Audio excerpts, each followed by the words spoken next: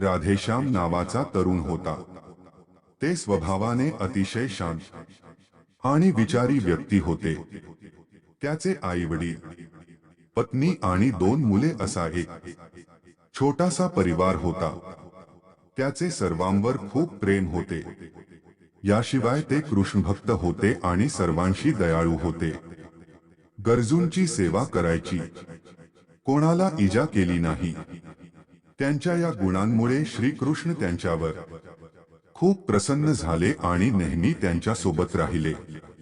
आणि राधेश्याम आपल्या कृष्णाला पाहू शकत होता आणि त्याच्याशी बोलू शकत होता।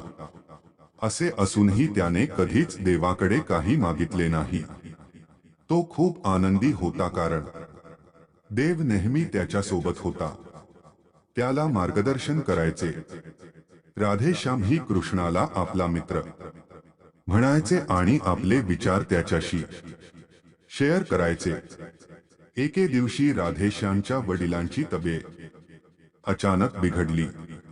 त्यांना रुग्णालयात दाखल करण्यात आले।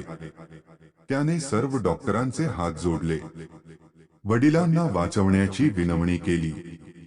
पण सगळ्यांनी त्याला सांगितलं की ते फारशी आशा देऊ शकत नाही आणि सर्वांनी त्याला देवावर विश्वास ठेवण्यास सांगितले। तेव्हा राधेश्यामने कृष्णाचा विचार केला आणि त्याने आपला कृष्ण हाक मारली। कृष्ण धावत आला। राधेश्याम म्हणाला, मित्रा, तू देव आहेस, माझ्या वडिलांना वाचव। कृष्ण म्हणाला, मित्रा, हे माझ्या हातात नाही। मरणाची वेळ आली तर होणार हे निश्चित। हे पाहून राधेश्यामला राग आला आणि त्याने रागाच्या भरात कृष्णाशी भांडण करायला सुरुवात केली। देवाने त्याला खूप समजावले पण त्याने काही ऐकले नाही। तेव्हा भगवान श्रीकृष्ण त्याला म्हणाले, मित्रा, मी तुम्हाला मदत करू शकतो, पण यासाठी तुम्हाला एक गोष्ट करावी लागेल। राधेश्यामने लगेच विचारले, कसले काम? कृष्ण म्हणाला, तू एका घरातून मुठभर ज्वारी आणावी लागते आणि त्या कुटुंबात आजवर कोणाचाही मृत्यू झाला नाही, हे ध्यानात ठेवावे लागते।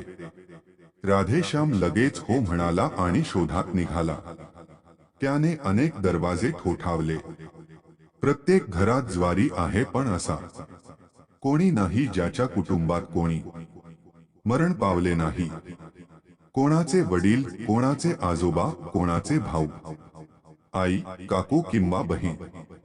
2 दिवस भटकंती करूनही राधेश्यामला असे एकही घर सापडले नाही। तेव्हा त्याला कळले की मृत्यू हे एक बदलणारे सत्य आहे। प्रत्येकाला याचा सामना करावा लागतो। यापासून कोणीही पळून जाऊ शकत नाही। आणि तो कृष्णाची त्याच्या वागण्याबद्दल क्षमा मागतो आणि तो जिवंत असेपर्यंत आपल्या वडिलांची सेवा करण्याचा निर्णय घेतो। काही दिवसांनी राधेश्यामचे वडील स्वर्गात जातात। त्याला वाईट वाटते पण देवाने दिलेल्या शिकवणुकीमुळे त्याचे मन शांत राहते। मित्रांनो, त्याचप्रमाणे मृत्यू हे अपरिवर्तनीय सत्य आहे। हे सत्य आपण सर्वांनी स्वीकारले पाहिजे। ते नाकारणे मूर्खपणाचे आहे। दुःख घडते पण त्यात अडकणे चुकीचे आहे, कारण ते दुःख घेऊन फक्त तुमचा जन्मच होत नाही, तर संपूर्ण मानवजात त्या दुःखाला सामोरे जाते। असे सत्य स्वीकारून पुढे जाणे म्हणजे जीवन होय। अनेक वेळा एखाद्या खास व्यक्तीच्या जाण्याने आपण इतके हतबल होऊन जातो की आपल्यासमोर उभं राहिलेलं आयुष्य आणि त्याच्याशी निगडीत लोक आपण पाहू शकत नाही। अशा अंधारातून बाहेर पडणे कठीण होऊन बसते। जो माणूस मृत्यूचे सत्य स्वीकारतो, त्याचे जीवन ओझेरहित होते आणि कोणतेही दुःख त्याला कधीही तोडू शकत नाही। जीवनाच्या प्रत्येक क्षेत्रात तो पुढे जात असतो। आजची कथा कशी वाटली कमेंट्स करून सांगा आणि चॅनल वरती नवीन असाल तर लाईक करा आणि सबस्क्राइब करा।